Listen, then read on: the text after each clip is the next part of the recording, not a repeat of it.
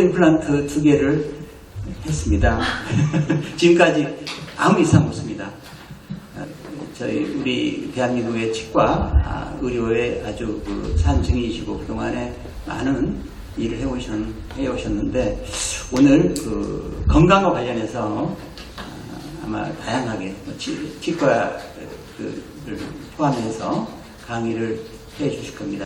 저희 여음 회장님께서 오신 분들을 소개하고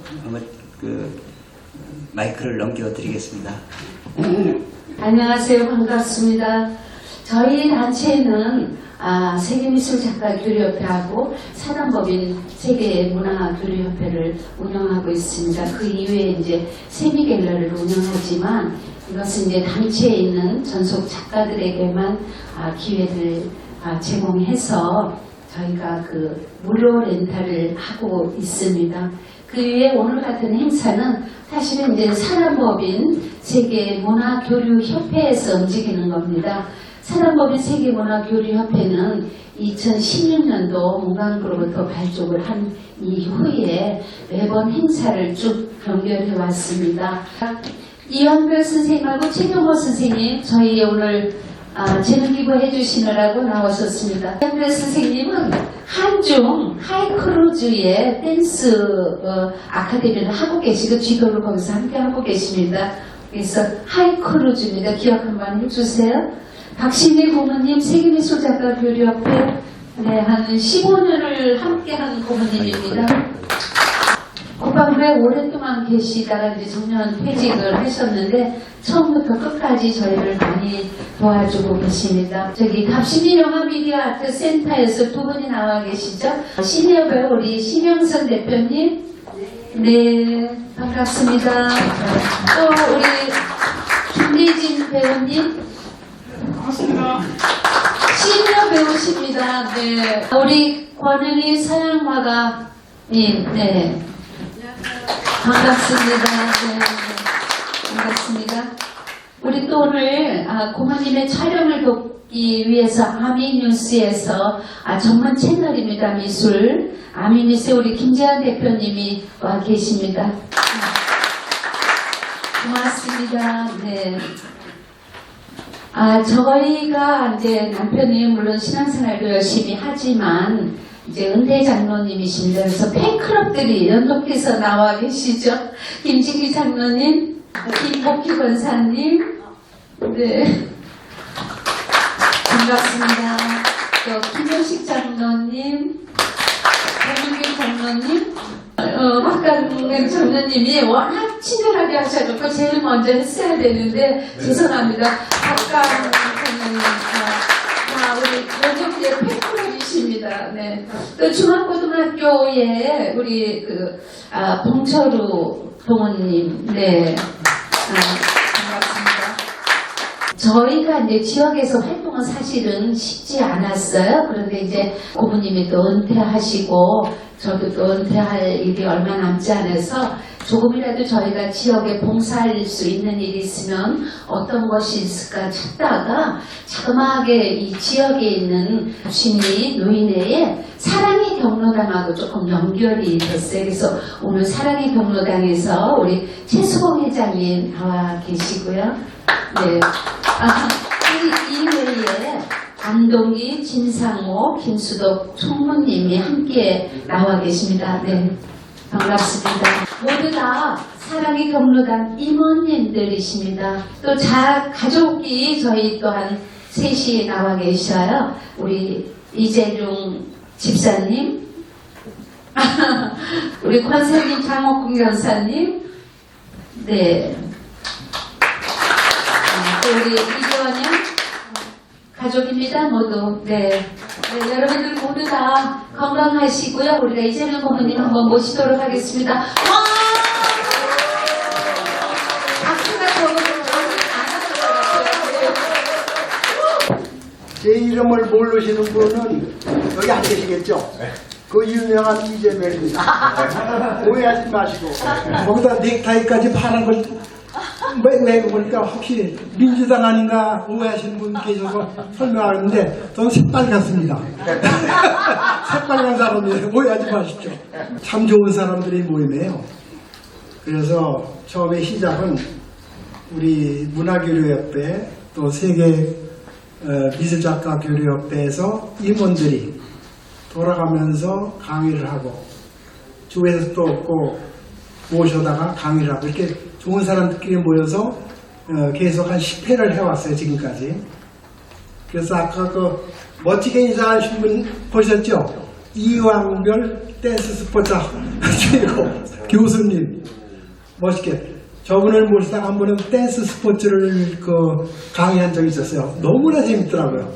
한 시간 하는데 땀이 뻘뻘 나고 그 춤을 어떻게 그렇게 쉽게 가르쳐 주는지 정말 놀랐어요.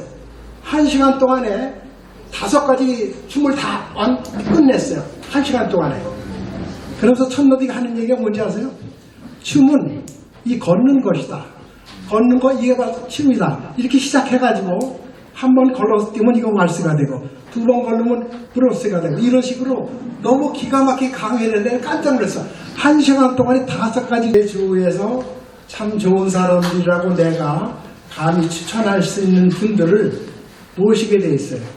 그리고 또 문화교류협회이기 때문에 문화교류협회 임원이라든지 회원 중에서 참 좋은 사람들만 모시다가 이렇게 모십니다. 그래서 오늘 저나 문화교류협회에서 추천해서 참 좋은 사람들이라고 추천해서 모신 분들을 초청을 했는데 99% 참석하신 것 같아요. 그러니까 참 좋은 사람들이죠. 그죠? 그리고 여러분들 참 좋은 사람들하고 이렇게 모임을 갖게 도 기쁘고 여러분들도 저를 알죠? 다 아시지 않습니까? 민주당 고문이 그렇죠. 대표가 아니고 이재명, 좋은 이재명. 여러분들도 또 다 아는 제가 또 강의를 한다니까 많은 관심을 가져주시고 또 기대를 하시는 것 같아서 오늘 이 분위기가 너무나 참 좋은 사람들의 어울리는 참 아름다운 좋은 모임이 된 것 같습니다. 동의하십니까? 박수 한번 주세요. 감사합니다. 우리가 제목에 나왔듯이 100세 시대를 살고 있습니다. 모두가 100세 시대를 사는 건 아니겠죠. 국민건강보험의 통계를 보니까 80세까지 살 수 있는 확률이 30%입니다. 85세까지 살 확률은 15%, 90%까지 살 확률은 10%예요. 그러면 100세까지 살 사람들은 얼마 될 거예요? 1% 내야도 안 될 거예요. 그렇지만 우리가 100세 시대를 산다고 항상 얘기했습니다. 왜? 살 수 있는 가망성이 있기 때문에 우리가 100세를 살 수 있도록 건강을 유지하고 또 여러 가지 필요한 돈도 비축하고 저축했으면서 그 다음에 우리가 살아있는 동안 큰 명예를 해치지 않고 남에게 나쁜 사람으로 지적받지 않고 이웃에게 베풀면서 좋은 사람으로서 인정받으면서 인생을 마무리할 수 있도록 살자. 그런 의미가 있지 않는가 그렇게 생각이 됩니다. 그러니까 우리는 100세를 산다는 생각하에 건강을 관리해야 되지 않을까 이런 생각을 늘 해봅니다. 그래서 100세 시대의 건강법이라고 제가 제목을 붙여봤습니다. 그 다음에 이렇게 살다 보니까 제가 이제 금년에 80이 됐거든요. 한국 나이로. 그러다 보니까 남은 여생이 얼마나 남았을까 이런 관심이 많이 갖게 돼요. 그리고 남은 여생을 좀 더 건강하게 살았으면 좋겠다 이런 생각은 아마 여러분들 다 갖고 계실 겁니다. 그런데 주위에 한번 보십시오. 암으로 고생하는 사람, 암으로 돌아가시는 분, 또 치매로 고생하시는 분, 치매 한번 걸리면 그 본인뿐만 아니고 가족 전체가 완전 생지옥에 사는 거예요. 그렇지 않습니까?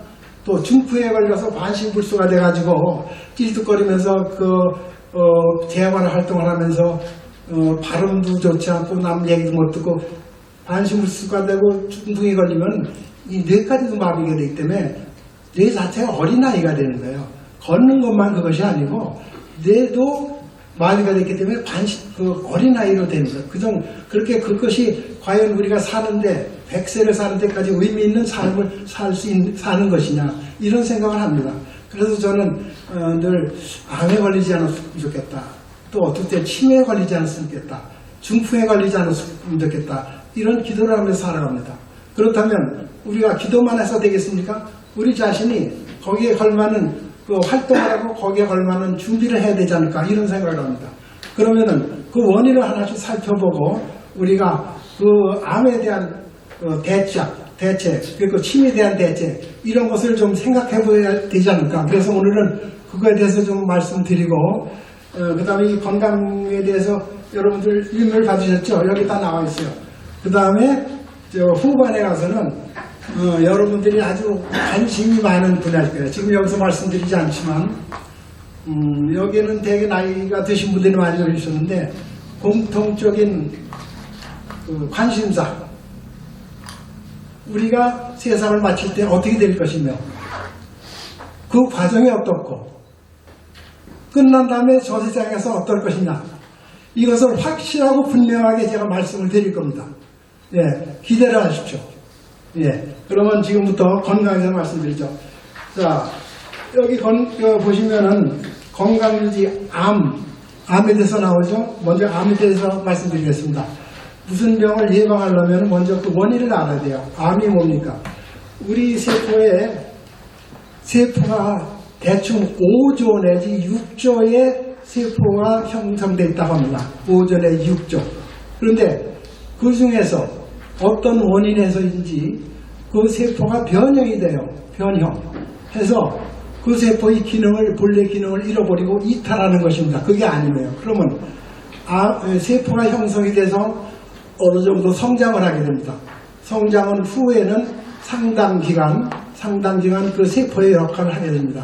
예를 들면 피부는 5개월 동안 수명을 가지고 있어 5개월 동안 수명을 다하면 남자가 쇠퇴해서 사그러듭니다. 그러면 새로운 세포가 나와서 또 성장해서 그 기능을 하는 겁니다. 그런데 어떤 원인에 있어든지 그 세포가 자기가 성장하고 성장을 끝내고 기능을 해야 될 텐데 그 성장해서 스톱을 해야 되는데 그 성장이 계속되는 거예요. 그래서 점점 커져. 그러면 옆에 있는 세포를 죽이게 되고 옆에 있는 세포의 영양분을 뺏어먹고 하기 때문에 결국 옆에 세포가 죽고 더 나아가서는 옆에 기관이 죽고 더 나아가서는 피를 통해서 그 세포가 전신에 돌면서 폐에 가면 폐암, 우에 가면 위암, 췌장에 가면 췌장 이렇게 돌아가는 거예요. 그러니까 어떤 원인에서든지 이 세포가 기능을 못하고 변형된 것입니다. 그래서 암이 발생하는 거예요. 그래서 그 암을 발생하는 원인, 인자가 수없이 많습니다. 그런데 여기서 제가 한 5가지 아주 중요한 것을 말씀드리고 진행하도록 하겠습니다. 암의 원인 중에 가장 큰 것이 흡연입니다. 흡연을 하면 그 담배용 속에 타르를 비롯해서 항암물질이 엄청 많이 나오는 거 여러분 상식적으로 다 알고 있잖아요. 그래서 그 항암물질이 담배를 피우면 입으로 들어서 암을 발생할 경우는 부강암이 되고 그 기관지를 하면 기관지암, 폐로 들어가면 폐암이 되는 겁니다. 그래서 폐암 환자의 80% 내지 90%가 담배 피는 사람들이에요. 그러니까 담배를 반드시 끊어야지 암을 예방할 수 있다. 그렇습니다. 그 다음에 탄 음식도 그렇습니다. 여러분 상식적으로 불고기 먹을 때 불고기는 아니지만 고기를 태워 먹게 되면 타죠. 그 속에 많은 발암물질이 들어있다고 합니다. 그러니까 그 탄 음식을 낼 수 있으면 먹지 말아야 되겠고 그 다음에 음주. 옛날에는 술을 좀 한두 잔 먹으면은 혈액순환에도 좋고 건강에 좋다 이렇게 돼 있지만은 알코올이 발암물질입니다. 그래서 요즘은 술은 한 방울도 먹지 말라. 암을 예방하고 치매를 예방하기 위해서는 술은 절대로 먹지 말라. 이런 게 원리로 되어 있습니다. 그 다음에 보면 자외선이 그렇습니다. 우리가 몸이 건강하려면 하루에 30분 내지 40분을 해를 쬐어야 된다고 합니다. 왜? 해를 쬐어야 몸에 비타민 D가 형성이 되고 비타민 D가 형성이 돼야 칼슘이 활성화가 돼서 골다공증을 예방할 수가 있고 골이 튼튼하게 됩니다. 그리고 밤에 잠도 잘 오고 그래서 하루에 30-40분은 해를 쬐어라. 그래야 건강에 좋다. 이렇게 되어 있습니다. 그런데 해를 너무 많이 쬐면은 자외선이 나오는데 자외선 또한 발암물질입니다. 그래서 요즘엔 그 해를 많이 보는 골프를 친다든지 밖에 나가서 할 경우 반드시 선크림을 그리잖아요. 꼭 발라야 됩니다. 그래서 이 자외선이 또한 발암물질이 되기 때문에 그 다음에 자외선에 찌어서 피부에 암이 생기고 흑색종이라고 하죠. 흑색종. 어디가 생기느냐? 80% 90%가 해에 노출된 부위. 얼굴, 손등, 코, 목 여기에 90%가 연결돼요. 그럼 해를 안 보면 피부암이 생기지 않습니다. 피부암은 특히 암 중에서 악성암이에요. 피부암에 걸렸다 하면 거의가 발견할 당시에 이미 전이된 상태이고 그 다음에 피부암은 전이가 엄청 빨라요. 왜? 피부에 있는 혈관을 통해서 전이가 그러니까 피부암은 악성암이에요. 그래서 예방하기 위해서 해를 될 수 있으면 30분 이상 보일 쬐일 경우에는 반드시 선크림을 발라야 되겠다. 그 다음에 방사선, 엑스레이. 우리가 본과 다닐 때, 치과대학도 이제 본과에서 방사선도 배우고, 내과도 배우고, 외과도 배우고, 생략 다 배웁니다. 방사선 배울 때 1조 1항이 뭐냐? 방사선은 발암물질이다. 이걸 제일 먼저 보여요. 방사선 발암. 병원에서 우리가 부득이하게 방사선 찔 수밖에 없잖아요. 그건 병을 찾아내기 위해서 부득이한 경우이죠. 그런데 CT도 요즘은 저설량 CT가 나오잖아요. 설량이 적은 CT. 그래서 의사들이 얘기해요. 요거는 저혈량 CT입니다. 그러니까 조금 걱정을 덜 하십시오. 근데 보통 CT는 엄청납니다. 그렇기 때문에 방사선 암의 요인이 될 수가 있는 거죠. 그 다음에 스트레스는 만병의 원천이라고 그러지 않습니까? 스트레스를 받으면 왜 암에 걸릴 수 있느냐? 스트레스를 받으면요, 몸의 세포가 기능이 약화돼요. 스트레스를 받으면은 혈관이 수축돼서 혈압이 올라가죠. 혈압이 올라가고 모든 세포의 기능이 약화되고 노화가 빨리 됩니다. 그렇기 때문에 면역력까지 떨어져요. 면역력이 떨어지면 암에 걸릴 확률이 엄청 높아집니다. 그래요. 그래서 스트레스는 면역력을 저하하기 때문에 그렇다. 그러면 우리 몸이요, 여러분들 깜짝 놀라실 거예요. 우리가 정상적으로 암에 걸리지 않은 사람들도 하루에 1000개 내지 10,000개의 암세포가 발생한다고 합니다. 누구에게나. 그런데 왜 암으로 발생하지 않느냐? 면역세포가 그 암세포를 퇴치하기 때문이에요.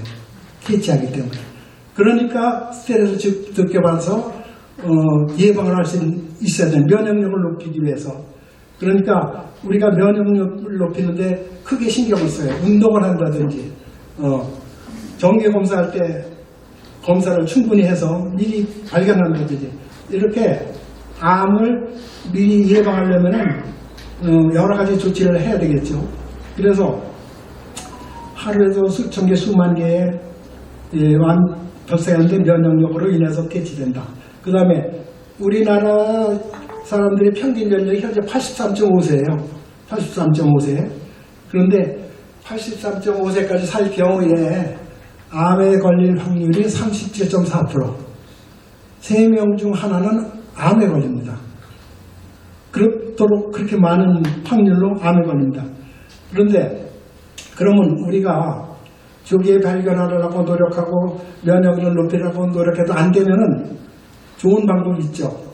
우리나라뿐만 아니라 세계적으로 의술이 엄청 발달되어 있어요. 그래서 암에 관한 의술도 엄청 발달되어 있습니다. 암에 걸리면 수술하는 요법, 그 다음에 항암제, 그 다음에 액선, 방사선, 그 다음에 세브란스 병원에서 중립자 암 치료제가 이렇게 갖다 놓은 거 아시죠? 그게 가격이 얼마인가 하니 2,000억인가? 엄청나더라고요. 그걸 중립자 치료제가 나왔더라고요. 그거는 뭐냐면은 방사선 치료하게 되면 그 주위의 조직이 다 파괴가 돼요. 그래서 엄청난 후유증이 생기죠. 그런데 중립자는 급속도로 가서는데 그 부위만 딱 골라서 그 암세포만 공격하는 거예요.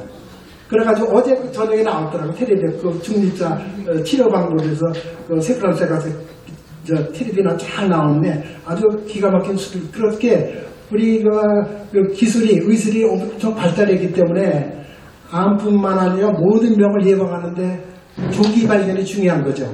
조기 발견. 그래서 암도 조기 발견하면 90%는 자기 명대로 살 수 있다. 단지 늦게 발견을 해서 이미 전이가 됐다든지 심각한 상태에 있기 때문에 부득이하게 세상을 떠나게 되는 경우도 많은 거예요. 그러면 조기 검진을 하기 위해서 무슨 검사를 했으면 좋겠나? 우리가 건강검진을 1년에 2번 의무적으로 하고 있잖아요. 병원에 가서. 그런데 그때 NK 거기 쓰세요. 거기 써 있죠. NK세포 활성도 검사를 신청을 하세요. 이거는 기본사항에 들었지 않아요. 그거를 신청을 해야 NK세포 활성도 검사를 해줍니다. 그것이 병원마다 차이는 좀 있지만 6만 원 내지 7만 원 들어가요. 그거 꼭 하세요. 그러면 그 게이지, 나온 숫자에 따라서 지금 이 사람은 암에 걸려있다. 그 숫자에 따라서 이 사람은 암에 걸릴 확률이 매우 높다. 이 사람은 암이랑 전혀 관계가 없다. 숫자가 나와요. 그거 무슨 숫자냐? NK세포의 숫자예요. NK세포가 3,000 이상, 단위당 3,000 이상이다. 그러면 암에는 전혀 관계, 1년 동안은 걱정할 필요가 없다. NK세포가 단위당 30에서 50이다. 이 사람은 암입니다. 자기는 모르라고 했어도 암이에요. 그 사람은 정밀검사를 꼭 해봐야 됩니다. 그러면 100에서 200이다. 이 사람은 가능성이 상당히 높습니다. 그러니까 암 예방에 특별히 신경을 써야 되는 사람이에요. 이렇게 구분이 딱 됩니다. 구분이. 그러니까 여러분들 종합검진을 받을 때 꼭 NK세포 활성 검사를 꼭 하라고 권해드리겠습니다. 네, 암은 요것으로 마치고요. 그 다음에 두 번째 치매. 제 친구 부인도 지금 치매에 걸려가지고 고통을 받고 있어요. 젊었을 때는 돌아다니면서 아파트 거래도 많이 하고 남편은 치과 의사지만 엄청 부자가 됐어. 여기 가서 아파트 사고 팔고 저기 가서 사가지고 팔고 하는데 내 친구가 저녁 먹고 술 먹고 하는데 하도 집으로 옮겨가지고 옛날 집으로 갔대. 그 정도로 팔고 사고 돈을 엄청 벌어 수백억 벌었나 봐요. 그런데 한 3년 전에 친구가 와서 그래. 야, 우리 마누라 암에 걸렸나 봐. 강릉으로 놀러 갔는데 놀러 가자마자 집에 가자 그러대. 이상하다고 생각해서 검사를 해보니까 치매야. 그래서 지금 그 친구에서 강릉에서 개업을 하고 있는데 치과 하면서 24시간 관리하고 있는 간병인을 뒀대요. 그렇게 관리하고 있어요. 아무리 돈이 많으면 뭐하고 명예가 많으면 뭐합니까? 사람이 사는 동안 건강하게 살죠. 그죠? 치매 참 무섭습니다. 가족까지도 완전히 투지박산이 되고 정말 불행의 집안이 되는 것이 치매인데, 그러면 치매는 걱정만 하면 어떻게 될까요? 걱정하기 전에 치매를 어떻게 예방할 수 있느냐? 지금 치매 예방하는 방법을 가르쳐 드리겠습니다. 이 방법으로 하면 치매 80% 예방할 수 있습니다. 물론 선천적으로 치매를 앓는 집안이 있습니다. 그럼에도 불구하고 제가 말씀드린 대로 하면 80% 90%는 예방할 수 있다고 자신합니다. 그거 한번 봅시다. 무섭지 않습니까? 예. 그래서 우리나라 한국 치매 예방센터에서 만들어 놓은 구호가 있어요. 진인사 대천명. 거기 있죠? 진인사 대천명. 그게 무슨 얘기냐? 치매를 예방하기 위해서 진땀이 나도록 운동을 해라. 진땀이 나도록 운동을 해라. 진땀이 나도록 운동을 해라. 그러니까 서서히 산보하는 식으로 해가지고 효과가 없어요. 진땀이 나도록 운동하고 숨이 가쁠 정도로. 그래야 혈액순환이 빨라지고 폐기능이 좋아지고 심장기능이 좋아지고 혈액순환이 좋아진다는 건 뭐냐? 뇌에 있는 미세혈관까지 혈액이 공급된다는 거예요. 미세혈관까지 공급이 돼야지 세포가 활성화되고 뇌세포의 노화를 막을 수가 있죠. 그렇기 때문에 진땀이 나도록 운동을 해라. 이게 첫째 조항입니다. 그러면 60%는 예방할 수가 있다. 그 다음에 뭐냐? 인정사정 없이 담배를 끊어라. 인정사정 없이 담배를 끊어라. 담배는 만병의 근원이라고 하는데 담배가 또한 치매에도 치명적이에요. 치매에도. 그러니까 담배는 100% 끊어야 됩니다. 니코틴이 폐로 들어가서 전신을 혈액을 타고 돌다가 뇌 미세혈관에 달라붙으면 뇌혈관에 염증이 생깁니다. 그러면 어떻게 되세요? 치매에 걸리는 거예요. 치매. 그러니까 인정사정 없이 담배를 끊어라. 사회적 활동을 해라. 여러분같이 이렇게 모임 있을 때 참석을 하고 대화하고 토의하고 이런 사회적 활동을 해라. 친족들하고 자주 만나고 사람관계를 좀 더 활성화하면 사회적 활동을 하면 치매를 예방할 수 있다. 그러면 50%는 예방할 수 있다. 이렇게 되어 있습니다. 그 다음에 대뇌를 움직여라. 여러분들 치매를 예방하기 위해서 외국 언어를 배운다든지 악기를 새로 배워라. 이런 얘기도 많이 듣잖아요. 머리를 움직이는 얘기예요. 머리를 움직여라. 그래서 머리를 움직이는 가장 큰 거는 이 독서를 하는 게 머리를 움직이기 상당히 좋다고 해요. 독서. 그리고 요즘 젊은이들은 인터넷으로 다 뉴스를 보는데 나이가 드신 분들은 신문 보잖아요. 신문 아침마다 읽는 거, 쭉 읽는 거. 거기에는 정치, 경제, 사회문화 다 있잖아요. 그것이 대뇌를 움직이는 하나의 요인이 될 수 있다. 신문입니다. 그것도 아주 좋은 방법이에요. 대뇌. 그 다음에 천이 뭐냐? 천박하게 먹는 술을 끊어라. 술을 숙취하도록 엄청나게 많이 먹으면요. 한 번 많이 먹을 때 2,000 내지 3,000개의 뇌세포가 죽어요. 뇌세포가 죽는다는 얘기예요. 치매에 안 걸리겠어요? 그래서 옛날에 우리 저 시골 동네에 가보면 술주정권 각각 보잖아요. 소주병을 아직도 먹고 다니고 막 술주정하면서 대개 치매. 시골에서 보니까 그렇더라고요. 왜? 뇌세포가 죽었기 때문에. 술을 많이 먹으면 하루에도 2,000~3,000 개의 뇌세포가 죽는다고 합니다. 그러니까 천박하게 먹는 술을 끊어라. 명을 늘리는 음식을 먹어라. 그래서 여러분 아시는 오메가3가 들어있는 음식이 뭐가 있어요? 고등어, 꽁치, 견과류. 이건 상식적으로 다 알잖아요. 이런 명을 늘리는 음식을 먹으면 치매를 60% 예방할 수가 있다. 지금 그래요. 그 다음에 지난번에 인터넷을 보니까 치매를 예방할 수 있는 음식 5가지가 나왔더라고요. 그래서 쭉 봤어. 그리고 그 이유를 다 읽어봤어요. 그랬더니 정말 일리가 있어요. 그 5가지를 제가 알려드리겠습니다. 첫째, 계란. 계란 속에 노린자가 있죠. 거기 랭닌이 뇌세포를 활성화시키는 그 요소가 상당히 많아요. 그래서 치매에 계란이 아주 효과적입니다. 사실 그만한 영양분을 가지고 있는 것 중에서 그거 하나 250원이더라고요. 제가 30개 들어있는 거 사보면 7,500원이야. 250원. 그만한 좋은 성분을 가지고 있는데 250원이면 그래서 저는 계란을 한꺼번에 5개 삶아놔요. 그랬다가 음식을 먹다가 이건 함수탄수가 많고 흰자질이 부족해. 그럼 그때 먹는 거예요. 그래서 보통 하루에 1개 내지 2개는 꼭 먹습니다. 흰자질 꼭 필요해요. 왜냐면 이 흰자질은요, 우리 세포를 형성하는 제일 요소가 흰자질이에요. 그러니까 뇌세포를 형성하는 것도 이 흰자질의 영향이 있기 때문에 이 계란은 정말 완전 식품이에요. 완전 식품. 모든 영양이 거기 다 들어있어요. 병아리가 형성이 되잖아요. 거기 병아리 형성할 때 모든 영양이 다 들어있기 때문에 그것만 먹고 부화되는 거예요. 그러니까 계란. 그 다음에 두 번째, 깻잎. 많이 먹잖아요. 깻잎이. 그렇게 또 성분 보니까 치매 예방에 좋은 성분이 상당히 많이 들어있다. 깻잎. 그 다음에 카레.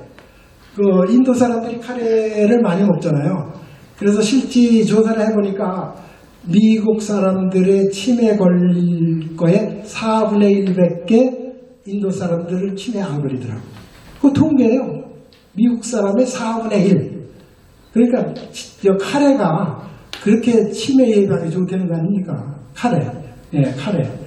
그 다음에 네 번째가 연어. 연어에도 성분이 아주 좋은 게 많아요. 그 다음에 브로콜리.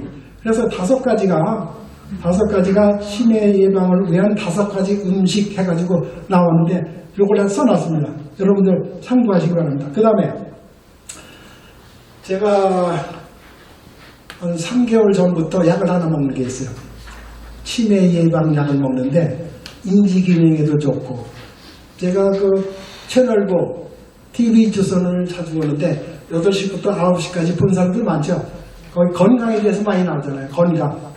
치매 걸린 사람들, 암에 걸린 사람들 쫙 나오고, 치매를 예방해서 어떤 음식을 먹었는데 6주를 먹고 나서 CT를 찍어보니까 확연히 달라. 그 전과 6주 먹은 후에 그것이 나오더라고, 데이터로. 그러니까 저는 과학을 했기 때문에 소설 같은 거 믿지 않아요. 의사고 실험에 의해서 데이터가 나오면 난 100% 믿습니다. 그래서 이거다 해서 먹은 게 뭐냐, 포스타티딜셀린. 많이 들었죠? 네. 그게 그렇게 좋은 것 같아. 과학적으로 데이터가 있잖아요. 그래서 제가 3개월 전부터 먹어요. 요새 유행하는 거예요. 그렇죠. 난 벌써 TV 몇 번을 봤어. 3개월 전 먹고 있어요.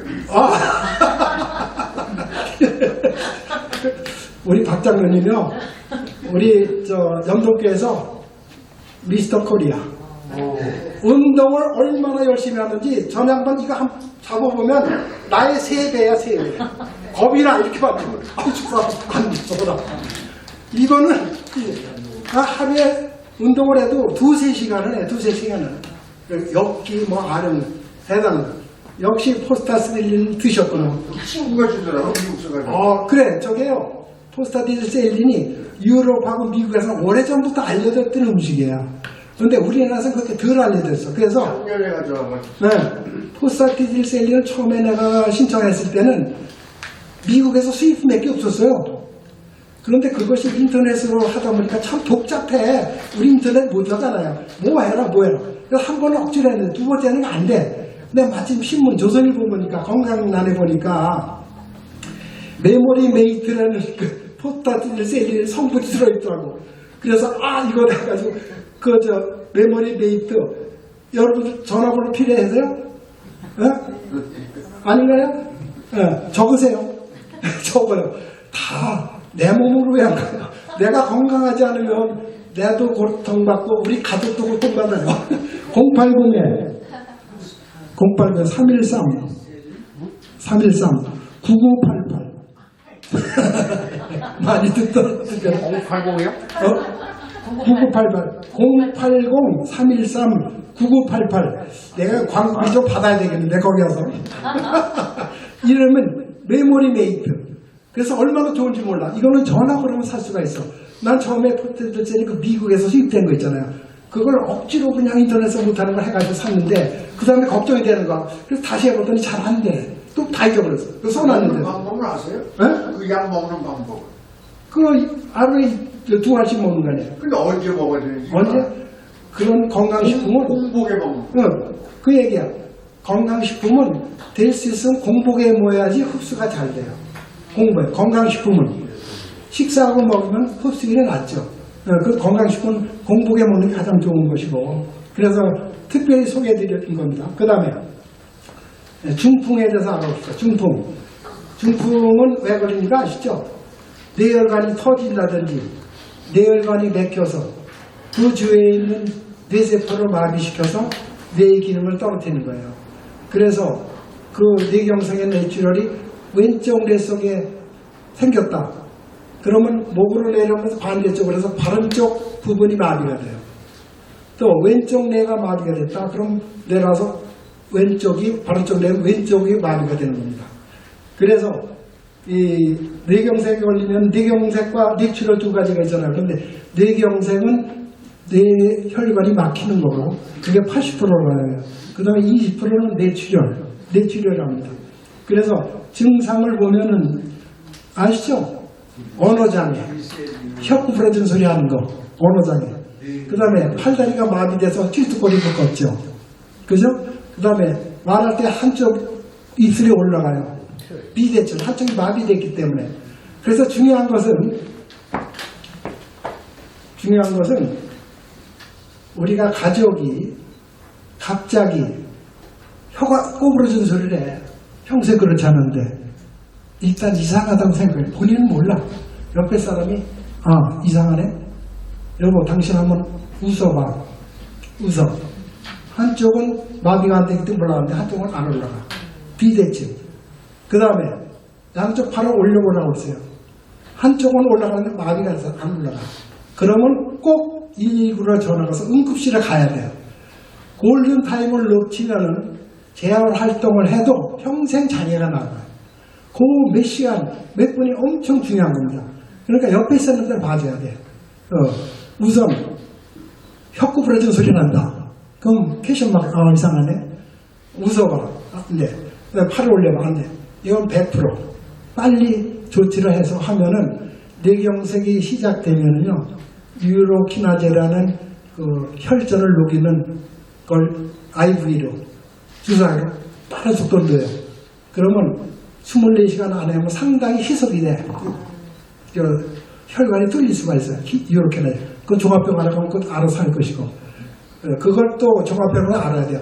뇌출혈과 뇌경색은 치료 방법이 완전히 반대예요. 뇌출혈인 사람한테 그걸 누주면 안 되겠죠. 좀 반대니까. 그건 병원에서 할 거예요. 하여튼 우리는 가족 중에 그런 사람이 있으면 조속한 시간 내에 빨리 조치를 해야지 장애가 덜 생긴다. 그 다음에 예방을 하기 위해서는 혈압 조절을 하고, 혈압 조절. 뇌출혈은 혈압이 높아가지고 뇌 혈관을 파괴해서 뚫어서 출혈되는 거 아닙니까? 그건 혈압 조절을 해서 혈압약을 계속 드시고, 그 다음에 고지혈증. 뇌경색은 고지혈증에서 형성됩니다. 피 속에 고지혈이 흘러 돌아다니다가 뇌의 미사의 혈관을 막게 되면 그 후에는 뇌가 마비가 되는 거 아니겠습니까? 그러니까 고지혈증을 반드시 먹어서 고지혈증을 예방하고, 그 다음에 체중 조절. 우리가 여러분들 이걸 아셔야 돼요. 체중이 늘으면요, 10% 늘으면 혈압이 10% 높아갑니다. 체중이 20% 늘으면 혈압이 20% 올라가요. 완전히 비례해요. 체중을 조정하셔야 돼요. 그래서 체중을 조절해서 예방을 해야 될 거고, 그 다음에 스트레스. 여러분들 스트레스 많이 받다가 뇌출혈 돼서 사망하거나 중풍을 사람 많잖아요. 스트레스 받으면 혈관이 좁아지고 혈압이 높아지고 뇌혈관의 혈압이 높아졌을 때 파괴가 되는 거죠. 이렇게 조절해야 되겠고, 그 다음에 운동의 중요성. 아까도 얘기했지만 암, 중풍, 치매 모든 게 예방할 수 있는 방법은 운동입니다. 운동을 하게 되면 숨가쁘게 운동을 하면은 우선 폐활량이 좋아지고, 운동을 하면 맥박이 늘어나니까 심장 활동이 좋아지고, 심장 활동이 좋아지면 뇌 혈류가 빨라집니다. 혈류가 빨라지면 모두 세포의 면역력이 높아져요. 모든 병을 예방할 수 있는 것이 운동입니다. 그래서 운동은 이렇게 중요한 것이고, 옛날에는 유산소 운동만 하면 된다 했는데 지금은 근육 운동까지 같이 하라고요. 왜 그러냐? 사람이 나이가 30세가 지나면은 1년에 1%씩 근육이 감소한다고 그래요. 근육이 왜 필요하냐? 근육은 혈액순환하는데 필수적이에요. 그래서 근육을 제2의 심장이라고 합니다. 근육이 있어서 탄력성이 있으면 혈액이 잘 돌아요. 말초 혈관까지 갔던 혈액이 이 근육의 탄력성에 의해서 다시 심장으로 돌아오는 보내는 역할을 하기 때문에 근육은 매우 중요한 역할을 하기 때문에 요즘은 근육 강화 운동도 꼭 해야 된다. 근데 거기에 써있죠? 30분 내지 40분을 운동해라. 일주일에 4번 이상 해라. 그래서 모든 병을 예방하는 것이 중요하다. 그것이 근육 운동의 중요성입니다. 그러면은 이제 본격적으로 제가 치과의사 아닙니까? 치과에 관한 얘기를 하겠습니다. 치과가 얼마나 중요한지, 잇몸 치료가 얼마나 중요한지를 먼저 말씀드리죠. 일본의 교토 대학에서 연구한 연구 결과에 의하면 나이가 들면 점점 치아가 썩고 풍채가 가서 치아를 빠지게 되잖아요. 그래서 10개 이내를 가진 치아를 가진 사람은 20개 이상 치아를 보존하는 사람보다 치매에 걸릴 확률이 81%가 높다. 이게 조사 결과예요. 교토대학의 조사. 무슨 얘기냐? 치아가 많이 있으면 음식을 먹을 때 음식을 씹어 먹죠. 씹어 먹을 때마다 이 저작근이 여기서부터 저작근이 여기서 나오고 여기서 나오고 저작한단 말이죠. 저작할 때마다 이 혈관을 자극해서 여러분들 씹으면서 여기 보면 여기까지 움직여. 여기까지 움직인다. 씹을 때마다 자극을 해서 뇌혈관을 활성화시켜. 뇌혈관. 그렇기 때문에 뇌세포를 노화를 예방하고 치매를 예방하고 면역력을 높이는 거예요. 그러니까 치약을 많이 가지고 있어야 돼요. 그 다음에 음식 한 번 씹을 때마다 한 번이 아니고 식사 한 번 할 때마다 1000번 내지 1500번 음식을 씹어라. 그래야지 건강을 유지할 수 있고 치매를 예방할 수 있다. 1000번을 따져보니까요. 1분에 한 100번을 씹더라고요. 근데 습관을 하면 그러니까 60초에 한 100번 씹는 것 같아요. 그러면 음식 씹을 때 음식 씹는 시간만 10분에서 15분 씹으라는 얘기예요. 꼭꼭 씹으래요. 그런데 분명히 이렇게 알아보면 말이죠. 그냥 새끼는 사람이 있어요. 조금 씹는 척하고 삼키고. 이런 사람은 위장이 나빠. 대부분 위장이 나빠요. 위장이 나쁘면 어떻게 됩니까? 영양분 흡수가 안 돼. 위장 나빠서. 그 다음에 몸의 면역성이 약해져요. 영양분이 제대로 공급이 안 되기 때문에. 그런데 음식을 꼭꼭 씹어야지 치매도 예방할 뿐만 아니라 몸의 면역성을 높일 수 있는 방법이다. 그래서 1000번, 네. 그 다음에 또 한 가지. 치주질환이 뭔지 아죠? 치주질환. 그러니까 치은염, 잇몸염증. 치주질환이 있는 사람은 치주질환이 없는 사람보다 뇌졸중에 걸릴 확률이 49%가 높다. 이것이 학계에 보고된 내용이에요. 치주질환. 왜 그럴까요? 치주질환은 잇몸이잖아요. 잇몸에 염증이 생긴 거예요. 그러면 여러분들 잇몸에 염증이 생긴 사람들 그런 경험이 있겠죠? 사과를 먹을 때 잇몸에서 피가 사과에 묻어나는 사람들. 이거 잇몸이 나빠서 잇몸이 출혈이 돼서 묻은 거죠. 그 다음에 칫솔질 할 때 잇몸에서 피가 나죠. 그것이 잇몸이 나쁜 사람들이에요. 그러면 잇몸이 나빠서 피가 난다. 그러면 잇몸에 있는 혈관이 열려 있다는 거예요, 항상. 그러면 침 속에는 세균이 얼마나 많으냐? 1cc당 3천만 내지 5천만 마리 세균이 있어. 누구나 다. 1cc당 3천만. 그럼 그 세균이 어디로? 잇몸에 열려있는 혈관을 통해서 돌다가 혀에 미세혈관에 가서 박혀서 염증이 생긴다. 그래서 치매를 걸릴 수가 있어요. 그래서 여기서 보면 치주질환자는 건강한 잇몸을 가진 사람보다 뇌졸중에 걸릴 확률이 49%가 높다. 이건 학계에 보고된 내용이에요. 그러니까 구강 건강을 관리하는 것이 얼마나 중요하냐 여기서 말하겠죠. 그렇습니다. 그러면 구강 건강을 관리하고 치아를 잘 관리하는 방법을 말씀드리겠습니다. 치아 기능에는 3가지가 있습니다. 음식물 씹는 기능, 그 다음에 발음 기능, 그 다음에 심리 기능이 있습니다. 음식물 씹는 기능은 여러분들 다 아시는데 음식물 씹는 기능입니다. 그렇지만 음식을 제대로 오랫동안 한 번 씹을 때, 한 번 식사할 때 1000번에 1500번을 씹어야지만 기능이 발휘하는 거고, 그 다음에 발음 기능, 치아가 하나 빠졌을 때 얼마나 발음이 새는지 경험이 있는 사람들은 아실 겁니다. 그 다음에 심리 기능, 앞니 하나 빠지면요, 아무리 얼굴이 잘생기고 미나이라도 완전히 바보 같아. 아닙니까? 심리 기능, 요가지 발음 기능, 저작 기능, 심리 기능, 요 3가지거든. 그 다음에 치과에서 다루는 3대 질환, 치아우식증, 치주질환, 부종기화, 거기 있죠?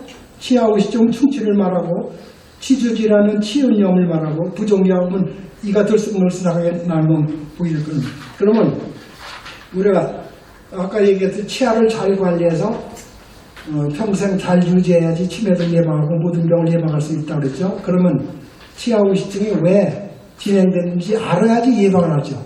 그죠? 치아우식증 왜 어떻게 진행이 될까요? 우리가 음식을 먹으면 단 음식을 많이 먹어요. 특히 어린아이들한테는 캔디, 과자, 사탕 같은 거 많이 먹죠. 그것이 함수탄소입니다. 그것을 먹게 되면 치아 사이에 끼어 있어요.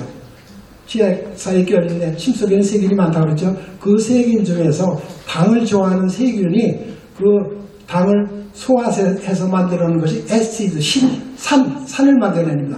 산은 칼슘을 녹이는 역할을 하죠. 그래서 치아가 의식되는 거예요.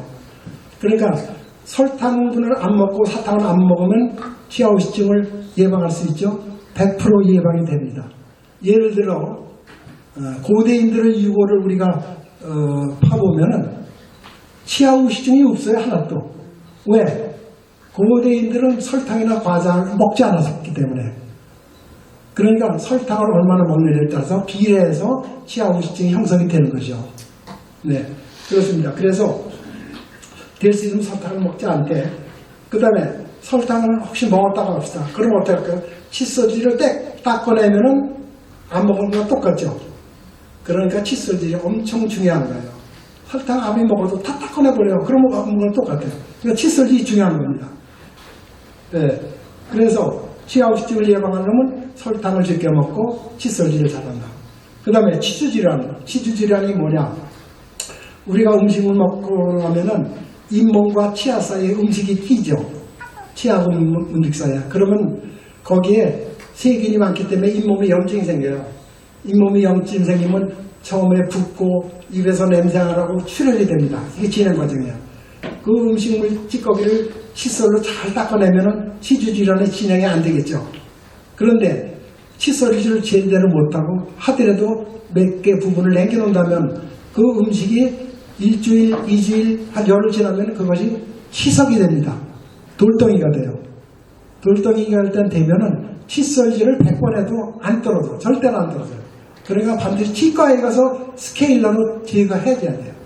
그러니까 1년에 한 번은 꼭 스케일링을 해라. 치주 건강을 위해서 그렇게 되죠.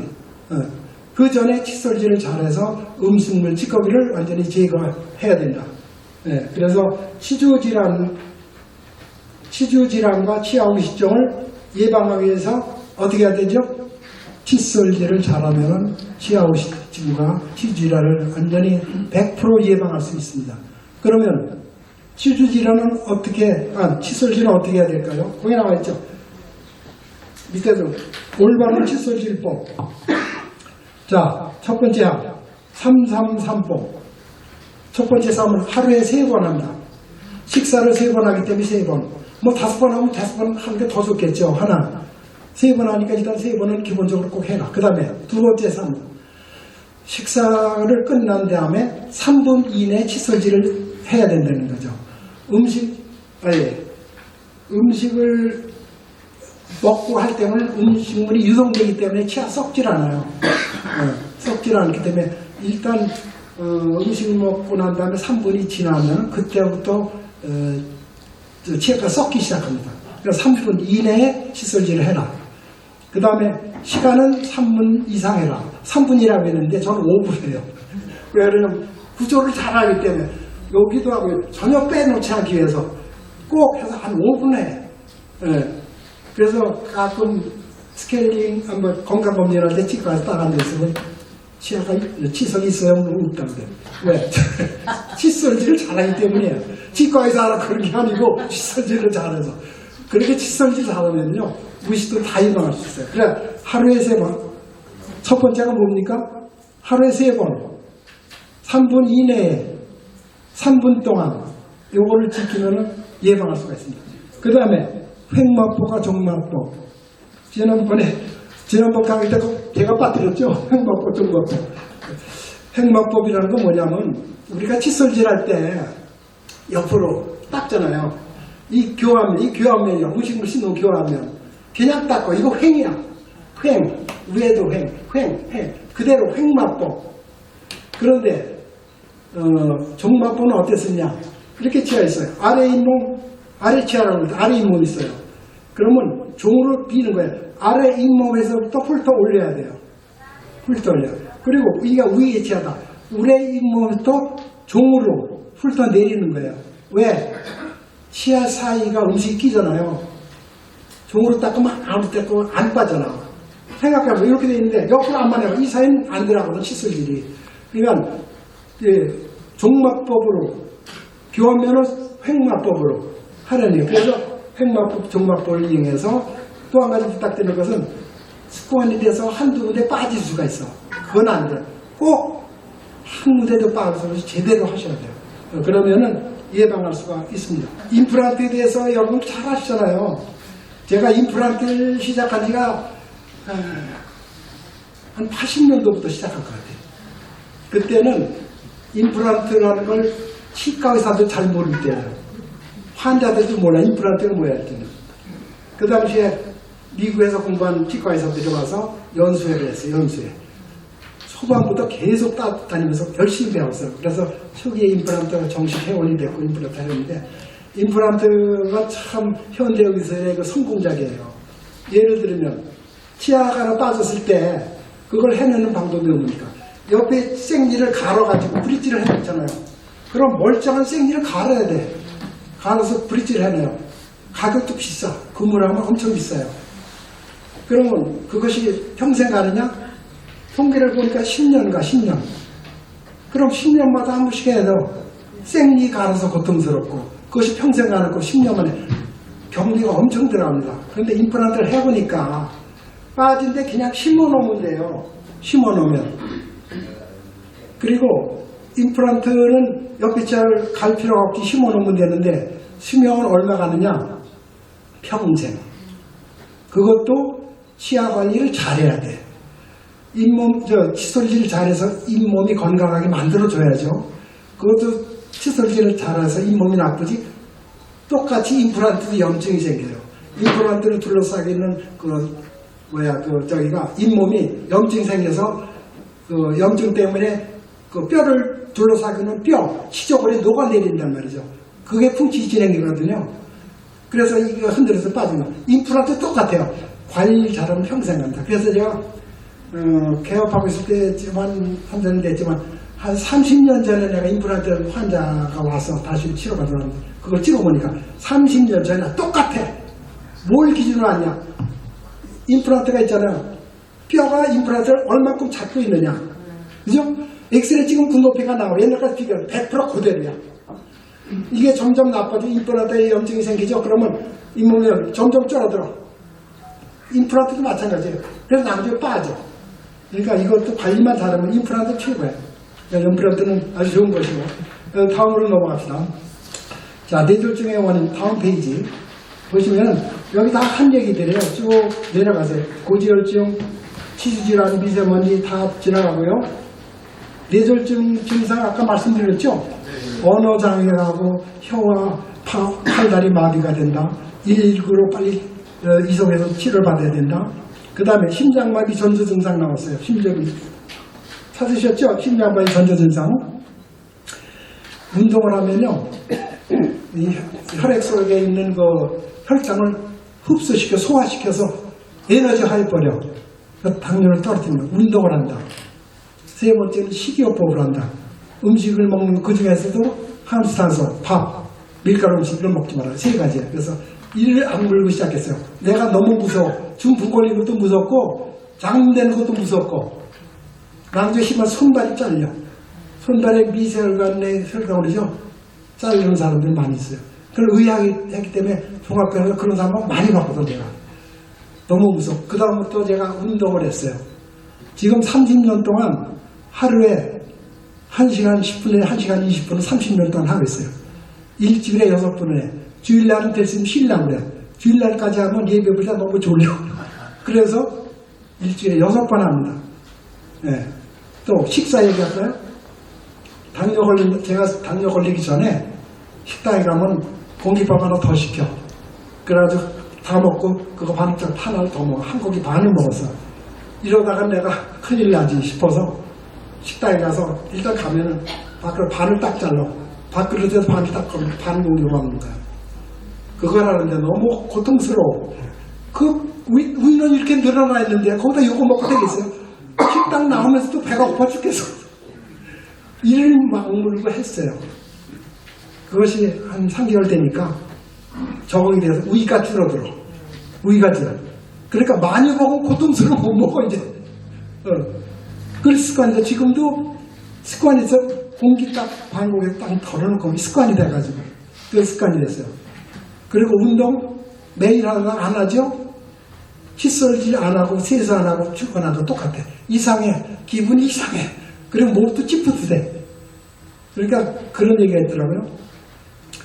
운동을 처음 시작하는 사람들 1년, 2년 할 생각하지 말고 60일만 할 생각해라.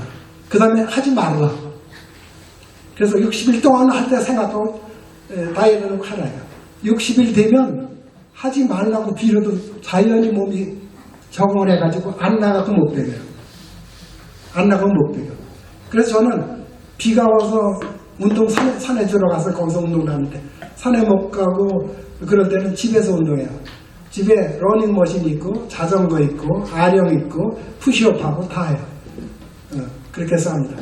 그래서 마음 먹기 달렸어요. 내가 그래서 중국 속담에 이런 말 있죠. 일병장수. 한 가지 병을 있으면 건강을 유지하고 장수할 수 있다. 그 얘기가 거기서 나온 것 같아요. 한 가지 병을 있으면 그 병을 다스리기 위해서 건강을 유지할 수 있다. 그런 얘기인 것 같아요. 예, 건강에 대해서는 요거로 하겠습니다. 우리가 치과 측면에서는 아까 단 것을 먹지 말라고 말씀하셨는데 예, 예. 우리가 그 몸이 피곤하다든지 하면 사탕을 먹으라 그렇게 이야기하거든요. 당뇨 안 걸리셨군요. 그런 관계가, 축하합니다. 인과관계가 어떻게 됩니까? 당 좋은 거예요. 네. 당이 함수탄소가 몸에 에너지를 공급하고 활동력을 주고 참 좋은 거예요. 그런데 당뇨인 사람은 그게 적이죠. 네. 그러니까 박 부모님은 건강하신 것 같아요. 드셔요. 피곤할 때 드시면 회복된 거 좋죠. 네. 당뇨인 사람은 적이거든. 네. 그러니까 복탁분하신 거예요. 스트레스가 없는 사람은 이 세상에 한 명도 없어요. 숨을 쉬고 살아가는 사람 중에서. 그런데 딱 두 사람이 스트레스가 없다 그래요. 한 사람은 죽은 사람. 스트레스가 없죠. 또 한 사람은 정신병원에 입원해서 히히 웃고 다니는 사람. 요 두 사람 외에는 스트레스는 모든 사람이 다 받습니다. 그런데 한번 영국에 있는 그 총장이 퇴임 생활을 하면서 여러분 건강하세요. 스트레스 받지 말고 잘 사세요. 이 인사를 하면서 내려왔어요. 학생이 총장님한테 물어봐요. 총장님, 그러면 스트레스 안 받는 건 좋은데 그거 어떻게 해야 되죠? 총장이 그 학생의 얼굴을 보면서 감사하세요. 감사한다는 말을 하루에 10번만 하면 당신이 괴롭고 고통스럽고 스트레스 되는 일이 다 사라질 겁니다. 감사를 할 때 사랑하는 가족이 옆에 있는 거 감사하고 팔다리가 건강해서 운동하고 왔다 갔다 하는 거 감사하고 먹을 것이 내 앞에 있다는 거 감사하고 10번만 하면 그 사람은 스트레스를 이거다. 꼭 지켜라. 영국 대학 총장이 학생한테 얘기입니다. 중요한 거야. 그 다음에 긍정적인 삶을 살아라. 한 가지 생각나는 게 있어요. 자기를 사랑하라. 긍정적인 삶 중에 자기를 사랑하는 게 제일 중요한 거예요. 자기를 사랑하라. 자존감을 가르라. 우리가 살다 보면요. 실수할 때가 있어요. 이건 이랬으면 이랬을 걸 내가 정말 후회가 돼. 그때 그런 일만 없었으면 내가 좋은 일로 잘 풀렸을 텐데. 이런 일 굉장히 많잖아요. 나를 자책해. 너 왜 그랬니? 나 자신한테. 그러지 마세요. 그럴 때 재명아, 누구나 그럴 수 있어. 걱정하지 마. 다 잘 될 거야. 자기 자존감을 높여주는 거예요. 자기를 사랑하는 거예요. 자기를, 그래야 내가 행복해요. 내가 행복해야지 와이프한테 행복을 전해주세요. 내 마음이 주니까. 예를 들면, 내가 암이 걸려서 죽겠어. 내가 사랑할 수 있어요? 내가 죽겠는데 어떻게 사랑하는 거야? 이웃을, 내 와이프를. 못해요. 내가 내 자신을 자랑스럽게 생각하고, 내 자신을 우일하고, 내 자존감을 높이면은, 나도 건강해지고, 행복해지고, 나와 같이 있는 사람에게도 행복을 줄 수가 있어요. 행복을 주면 어떻게 됩니까? 그 사람도 좋아. 그 행복을 나한테 줘. 그게 상호작용이에요. 그런 거 아닙니까? 그래서 저는 긍정적인 삶, 스트레스를 줄이자. 이거 생각을 못 들어서요. 괴로운 일이 있으면 대체 빨리 잊어버리려고 그래. 그리고 이런 얘기가 있어요. 나에게 상처를 줄 수 있는 것은 나 자신이다. 예를 들면 내 옆에 있는 친구가 나도 그래. 이 병신 같은 놈, 넌 머리도 나쁜 놈이 왜 그래? 그러잖아. 내가 생각해. 난 머리 안 나쁜데. 나 그렇게 나쁜 사람 아닌데? 그러면 저쪽에서 쏜 화살이 나를 튕겨나가. 그럼 나 스트레스 안 받아. 그런데 저놈이 나쁜. 뭐? 내가 나빠? 너는 어떤, 난 나쁜 놈 아니야, 이놈아. 이러면 어떻게 됩니까? 내 스트레스를 내가 사귀지 못하고 다 받아들인 거죠. 쏜 화살을. 내가 나한테 상처를 그러니까 나에게 상처를 줄 수 있는 것은 나 자신뿐이다. 저 순서가 언젠가는 나에게 올 것이다. 그런 생각을 하거든. 그래서 90세, 내가 80대, 90대 10년을 살려면 10명 중에 1명 속에 내가 들어가야 된다. 그때까지 가능할까? 노력은 해야지. 그런 생각이 들어. 그러나 저는 예수를 믿습니다. 천국에 대한 확신을 가지고 있어요. 나는 죽으면 천국에 간다고 알고 있어요. 확실해요. 그런데 교회에서 목사님이 설교를 하는데 여러분들 전부 천국에 갈 거죠? 이 세상에 사는 동안 사랑을 베풀고 예수님 말씀을 실천하면서 천국에 갈 거죠? 네. 그러면 여러분 지금 당장 천국에 가고 손 들어보세요. 한 명도 없더라고요. 거기서 의미하는 게 뭐냐를 생각했어요. 나름대로. 먼저 내가 살아서 할 일이 많이 있구나. 그래서 안 간다는 사람도 있고, 또 하나는 성경 말씀에 다 써있어. 천국 가면 되고. 그 다음에 목사님도 많이 얘기해. 그런데 목사님이 천국에 가보지 않았잖아. 내가 간혹 들어. 신앙가정을 통해서 내가 천국에 갔다 오니까 이렇더라. 그 사람 잠깐 동안 갔다 온 거예요. 뭐 1시간, 1분. 그죠? 근데 만일 27년 동안 천국에, 지옥에 수천 번, 수만 번 갔다 온 사람이 있다고 생각해 봅시다. 믿어야 될까요? 믿어야죠. 난 의사이기 때문에 과학적인 근거를 내면 믿습니다. 그래서 내가 그 사람을 소개하려고 그래요, 지금. 이것은 지금 여태까지 건강을 위해서 얘기했지만 이거의 수백 배, 수천 배 귀한 거예요. 제가 이걸 다 읽어드리지 못하지만 이 중에서 엑스만 뽑아서 말씀을 드립니다.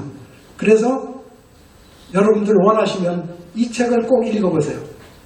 이 책은 스웨덴에 있는 과학자 스베덴보리가 지은 위대한 선물. 이 책을 읽고 너무 감동이 되고 천국에 대한 확신이 들어서 책을 10권을 사가지고 우리 가족들 다 나눠줬어요. 그래서 우리 가족들은 확신이 서 있어요. 그 다음에 또 10권을 사가지고 가족들이 저 사람들 간 사람들 가족들한테 위로하는 걸 주었어요. 그렇게 했어요. 그래서 오늘 사실 내가 좀 경제적인 여기가 있으면 30권 사서 가려는데 요즘 형편이 잘 안 돼. 못해. 그 대신 여기 있는 내용을 좀 말씀드릴게. 잘 들으세요. 여기 보신 분 다 연세가 있기 때문에 하나님을 보실 날이 뭐 한 40년이 다 얼굴을 뺄 것 같아. 그러니까 중요한 거예요. 더군다나 중요한 건 여기 계신 분 대부분이 크리스찬인 것 같아. 네, 의미가 있어요. 그래서 이 저자에 대해서 설명하고 천국과 지옥에 대해서 그리고 천국에 가기 위한 방법이 다 있어요. 그 중요한 거 엑기스만 제가 읽어드리겠습니다. 자, 스베덴보리에 대해서 이야기합니다. 스베덴보리는 스웨덴의 수도 스톡홀름에서 태어났습니다. 1988년에서부터 84세를 살았습니다. 그는 과학을 연구하여 광산학이라는 권위 있는 과학자로서 인정받고 아이삭 뉴턴과 같은 최고의 과학자들 반열에 올랐으나 57세의 심령적 체험을 겪은 후 하늘의 소명을 받고 희령자, 신비적 신학자로 전향했다. 이후 그는 27년간 영계를 자유자재로 오가며 지옥과 천국을 체험했고 그 모든 것을 낱낱이 기록을 남겼다. 그는 이 일에 대해서 저서에서 다음과 같이 밝히고 있다. 나와 같은 과학자는 얼마든지 또 있을 수 있고 그런데 영계의 진리를 알고 보니 이는 학문이 아니라 인류의 영원한 생명이 걸린 문제이다. 이 특별한 소명은 내가 과학자로서 고언하기보다 수천 수만 배 더 중요하다. 1780년대 최초로 스테빈보리가 스테펜볼이 학회가 생겼고 1980년대 말에 런던의 다양한 새 예루살렘 교회 조직의 기원이라고 할 수 있는 최초 독립 회중이 생겼다. 그의 저서는 수없이 많다. 여기 다 써 있어요. 근데 설명하기 그렇고. 그래서 이 양반이 어느 정도 유명한 과학자냐면요. 그 당시에 만류 인력을 발견한 아이작 뉴턴 있죠. 이 사람하고 동열배의 유명한 과학자로 인정받은 사람이에요. 그 다음에 200년 후에 아인슈타인이 상대성 이론을 만들어내고 그 사람이 원자폭탄을 만드는 사람 아니겠습니까? 그 사람보다 200년 전에 똑같은 상대성 원리를 기초한 사람이 이 스웨덴볼이에요. 이 과학서적에 다 나와 있는 사실이에요. 네. 그래서 여기서 이제 내가 여기서 표를 해놨어요. 뭐 이것들이 됐다고. 죽음은 오랜 역사를 두고 공부의 대상이었습니다. 그동안 누구도 죽음 이후의 세계를 체험하고 돌아와 확실하게 말해준 사람이 없었기 때문입니다. 하지만 한 사람은 하나의 소명을 받고 사후 세계를 샅샅이 조사한 사람이 있습니다. 바로 18세기 스웨덴의 천재 과학자 엠마누엘 스웨덴볼입니다. 그의 생애 27년 동안 지상과 연계를 마음대로 왕래하며 살았습니다. 스웨덴볼이 책을 읽은 헬렌 켈러 아시죠? 삼중 장애인 헬렌 켈러, 보지도 듣지도 말하지도 삼중 헬렌 켈러는 이렇게 말했어요. 나는 스웨덴볼의 연계 탐험기를 읽고 더 이상 외롭지도 슬프지도 않았습니다. 나는 영원히 죽지 않고 사는 천국이 있음을 알았습니다. 그리고 내가 천국에 가면 나는 더 이상 장애인이 아닌 것도 알았습니다. 그뿐만 아니라 내가 다시 젊음으로 돌아가 영원히 살 수 있음을 알았습니다. 나는 그 책을 읽은 후 죽음이 두렵지 않게 되었습니다. 이것이 헬렌 켈러가 자기 책에 쓴 내용이에요. 1745년부터 1772년까지 그가 죽을 때까지 82세가 될 때까지 27년간 사후 세계를 마음대로 왕래했다. 그 연계 여행은 수천 번 혹은 수만 번인지 알 수가 없다. 그는 연계 체험 후 지상에 돌아오면 저술에 몰두했고 27년간 수만 페이지 분량의 연계 소설을 남겼다. 스웨덴볼이는 덧붙여 자신의 체험을 읽기에 앞서 다음의 원칙과 머리와 가슴에 새겨야 한다고 강조했다. 이것들은 절대 진리이며 이 절대 진리를 알고 나서야 그저 그가 전하고자 하는 바를 이해할 수 있기 때문이다. 첫째, 영계는 영원한 세계, 영계는 존재할 뿐만 아니고 창조주께서 창조하신 것이다.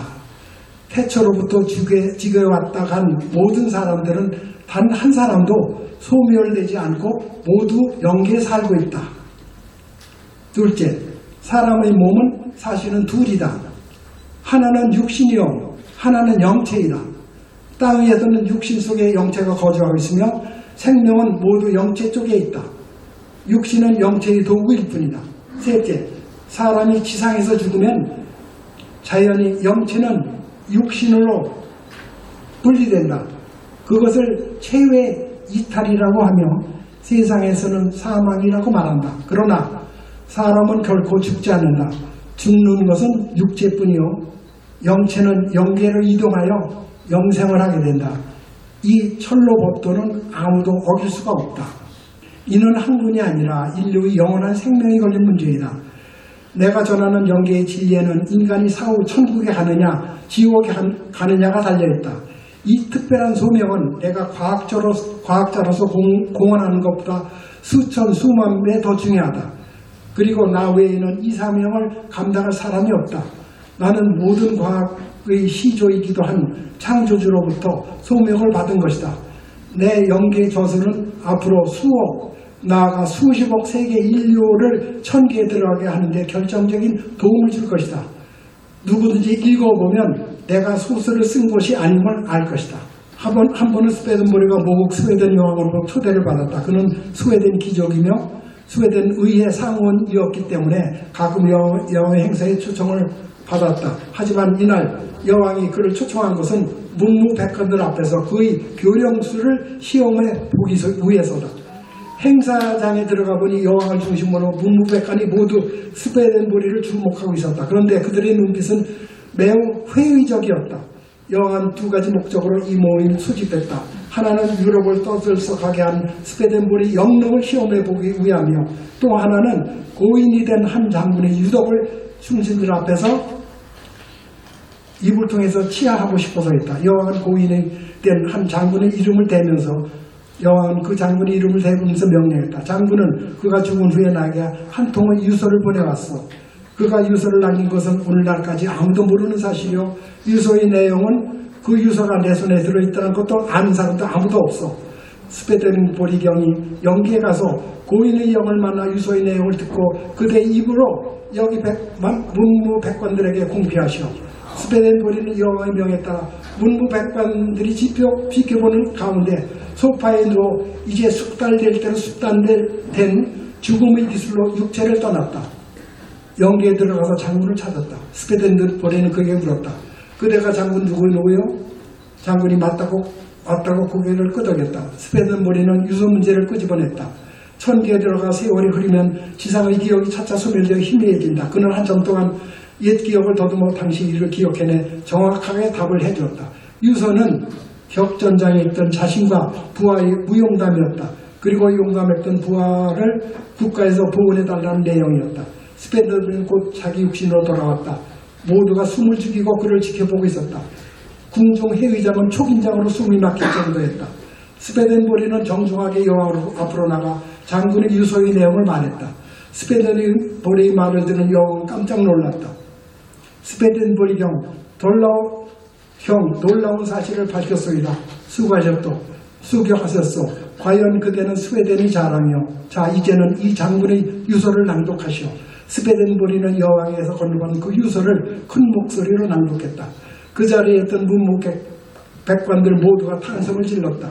유서는 스웨덴볼이가 먼저 말한 내용과 한치의 오차도 없이 일치했다. 그 순간 그는 스웨덴볼이 신과 같은 사람처럼 보였다. 기상천외한 사건은 금세 날개가 달린 듯 전 유럽에 퍼졌다. 그 다음에 또 한 가지 증명하는 사실이 하나 있어요. 한 번은 네덜란드 대사의 미방인으로부터 통지가 왔어요. 저는 공격에 처했습니다. 저를 구해주세요. 그녀의 남편은 1761년 스웨덴에 임명된 네덜란드 대사로서 스톡홀름에서 근무했다. 그리고 그는 스웨덴 근무를 마치고 고국으로 돌아가서 얼마 되지 않아 사망했다. 그런데 하루는 미망인에게 보석상에서 한 통의 지불 청구서가 날라온 것이다. 남편이 생전에 아내에게 선물해준 고급 반지와 목걸이에 대해 대금을 지불하지 않았으니 그 값을 지불하라는 내용의 청구서였다. 미망인은 깜짝 놀랐다. 자기 남편은 절대 외상으로 물건을 사는 사람이 아닌 것을 알고 집안을 몇 번이나 뒤졌으나 어디서 영수증을 찾을 수가 없었다. 그래서 스웨덴에 있을 때 그 명성을 들은 바 있는 스웨덴볼에게 남편을 만나 영수증의 소재를 알려주시기를 간청을 했다. 이 사정을 듣고 스웨덴볼은 그 정황이 너무 딱히 영기에 들어가 미망인 남편을 만나 영수증의 소재를 물었다. 그리고 돌아와 미망인에게 침실에 있는 옷장 몇 번째 서랍 속에 그 영수증이 있다고 전했습니다. 그 말을 들은 미망인은 크게 실망하면서 그 서랍은 이미 여러 번 뒤집어 봤으나 영수증은 없었다고 대답했다. 스웨덴볼이가 말했다. 당신 남편은 그 서랍을 이중으로 만들었다고 합니다. 그러니 그 서랍의 밑을 뜯어보십시오. 미망인이 그 말대로 서랍을 뜯어보니 서랍 밑에 또 한 층의 바닥이 있었고 그곳에는 귀중한 문서가 모두 들어있었다. 물론 미망인이 그토록 찾았던 영수증도 그곳에 보관되어 있었다. 이것이 또 증명되는 거죠. 그 다음에 증명되는 게 몇 개 또 있어요. 근데 시간이 없으니까 이것도 하나의 증명이에요. 스웨덴볼이는 자기가 죽는 날을 예언했대요. 예언한 방법이 특이합니다. 보세요. 스웨덴볼이 생애의 가장 큰 사건이면서 신기한 일이 하나 있었다. 그것은 그가 죽기 전에 이미 자기가 죽는 날짜를 예언한 것이다. 그가 자신이 죽는 날이라고 예언한 날짜는 1772년 3월 29일이었다. 그 날짜에 그는 런던에 있었는데 예언대로 그날 타계했다. 그로부터 100년 후 그 유체는 왕의 명령으로 조국 스웨덴으로 운구되었고 성대한 장례식을 다시 치른 뒤 수도 스톡홀름 웁살라 대성당에 안치되어 있었다. 그런데 하나 신기한 것은 자신이 죽는 날을 예언한 방법이었다. 그는 가족이나 친구에게 전한 것이 아니라 한 번도 만난 적이 없는 전혀 모르는 존 웨슬리 목사에게 편지로 예언했다. 존 웨슬리 목사 아시죠? 유럽에서 가장 유명한 목사님 존 웨슬리 목사에게 예언을 남겼어. 그런데 그 방법이 그의 교령수를 증거하는 또 하나의 수단이 된 것이다. 스웨덴보리는 웨슬리 목사에게 다음과 같이 편지를 썼다. 존경하는 웨슬리 목사님, 나는 당신이 나를 만나기를 희망한다는 걸 알고 있습니다. 그래서 당신께 통보하는 바인데 나는 1772년 3월 29일에 이 세상을 하직하고 영계로 가게 될 것이 이미 결정되었음을 알려드리는 바입니다. 그 전이면 언제든지 당신을 만나겠습니다. 존경하는 목사님. 그랬더니 존 웨슬리 목사로부터 놀라운 답장이 왔습니다. 뭐라고 합니다. 존경하는 스웨덴 보리경, 나는 유명한 영능자로 고명한 당신의 이름을 익히 알고 있었습니다. 당신의 편지를 받고 너무 놀라 그 편지를 친구들이 보는 앞에서 개봉했습니다. 그런데 나와 한 번 연식도 없는 당신이 내가 당신을 만나기를 희망한다는 것을 어떻게 아셨는지요? 나와 친구 모두가 깜짝 놀라고 신기했었습니다. 당신은 정말 놀라운 분이십니다. 존경함을 표하며 스웨덴보리는 이렇게 설명했다. 나는 물론 영적으로 그 영과 교신하여 알게 된 것입니다. 어쨌든 요한 웨슬리 목사의 답장으로 나의 교령술이 진실이었음이 증명된 것입니다. 내가 세상에 남길 것은 이 세상에서 사명을 다한 내 육신과 내가 집필한 저술일 뿐이다. 내가 웨슬리 목사에게 밝힌 나의 명일에 대한 예언은 1772년 3월 20일이 지나면 그것이 진실인 것을 세상이 다 알게 될 것이다. 이로써 스웨덴보리는 인간 수명은 1000개에서 정한다는 사실을 2번이나 실증해 보인 것이다. 밤에는 엄마하고 무서워서 소리친다. 그런데 낮에는 아무렇지도 않다. 밤에는 어두워 앞이 보이지 않기 때문에 두려워하는 것이다. 죽음도 마찬가지다. 죽음 다음에 무엇이 기다리고 있는지 모르기 때문에 두려운 것이다. 그런데 죽음 다음에 무엇이 있으며 자신이 어떻게 되는가를 정확하게 알면 어떨까? 그래도 죽음이 공포의 대상일까? 아니다. 그걸 아는 사람은 평화로운 마음으로 죽음을 맞이할 것이다. 헬렌 켈러는 죽음에 대해서 이렇게 증언했다. 죽음의 힘, 거기에 동반되는 이별의 슬픔에 대한 스웨덴보리 메시지는 우리 마음에서 단숨에 죽음의 공포를 떨쳐버리게 한다. 나는 지금 용감한 발자취로 무덤을 향하여 전진할 수 있다. 죽음 다음에 무엇이 있는지 잘 알기 때문이다. 나는 죽음이 두렵지 않다. 죽음이란 곧 새로운 탄생이라는 것을 알기 때문이다. 헬렌 켈러는 죽음은 곧 새로운 탄생이라 했다.